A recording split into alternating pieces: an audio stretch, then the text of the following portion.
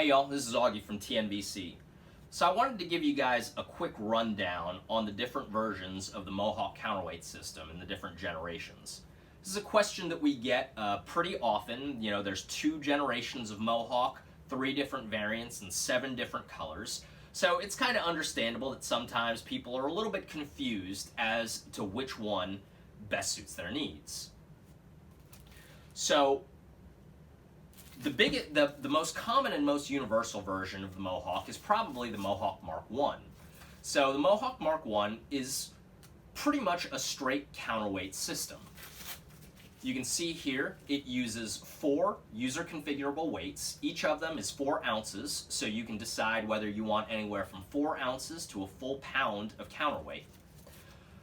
In addition to having those user configurable weights, the Mohawk Mark I has got a couple of other nifty features. So for example, it's got this removable battery tray that allows you to carry either CR123s or AA spare batteries. All of these loops are the same size. You know, I put both types here just so that you can see that they fit.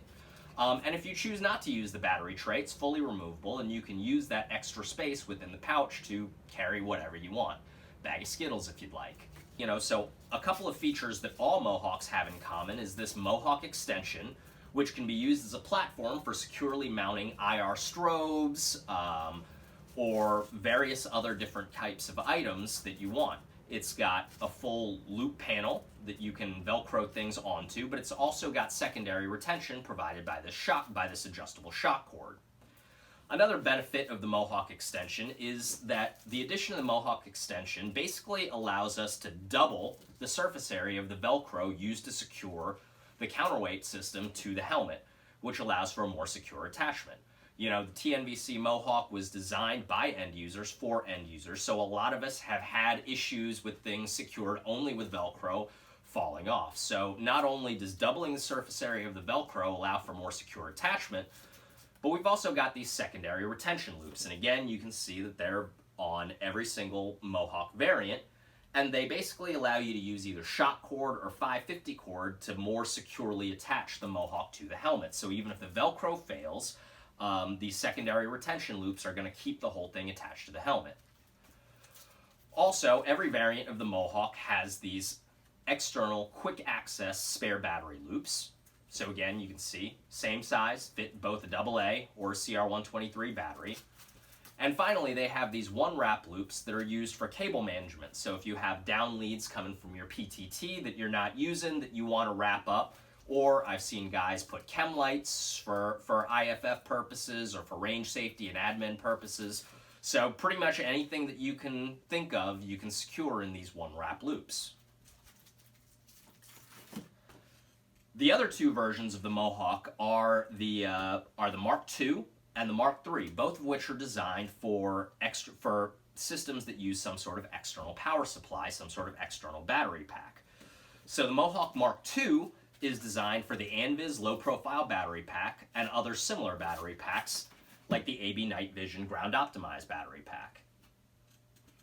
The Mohawk Mark III is designed for L3 Harris power supplies like the cold weather battery pack, which uses 4 AA batteries, as well as the CR123 battery pack that are used to power systems like the GPNVG-18, the PVS-31, the Fusion Goggle Enhanced, as well as our TNVC Artemis BNVG.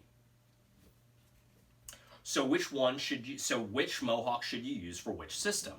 So the straight counterweight pouch is pretty much, like I said, the most universal, and it's what we recommend for most systems because most systems don't use external power supplies. So that's PVS-14s, DTNVGs, the Mod 3, PVS-15s. You know, again, most systems aren't going to use an external power supply. And then on top of that, a lot of systems, you know, even if they have the capability, like the RNVGs, to use an external power supply, it's not necessary because they also have an onboard power supply. That being said, if you do want to use the external battery pack, anything that you're using with some sort of LEMO-compatible, ANVIS-compatible power connection, including our powered bridge mount for the PVS-14, RNVGs, And of course, if you're using any kind of traditional ANVIS system using the powered ball detent mount, you want to use the Mark II.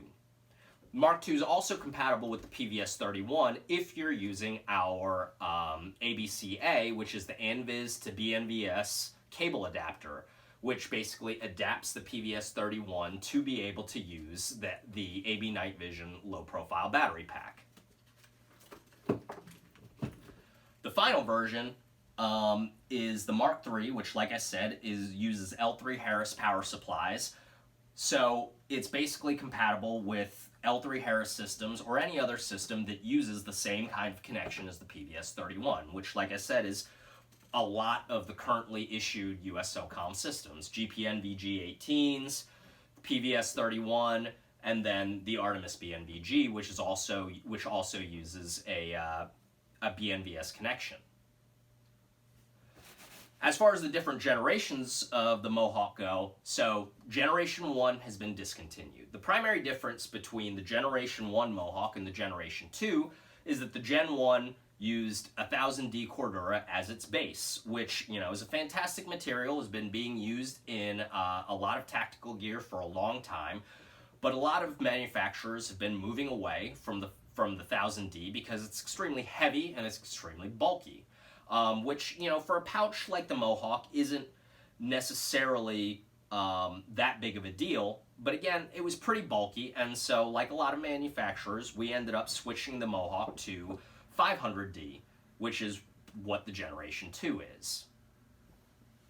So that's the differences between the different variations. Again, they come in 7 different colors, all of the standard colors: black, Ranger green, coyote, standard multicam, multicam tropic, multicam black, multicam arid. All Mohawk counterweight systems are manufactured in the US and are Berry compliant and available from TNVC.com or any authorized TNVC dealer. Thanks for watching.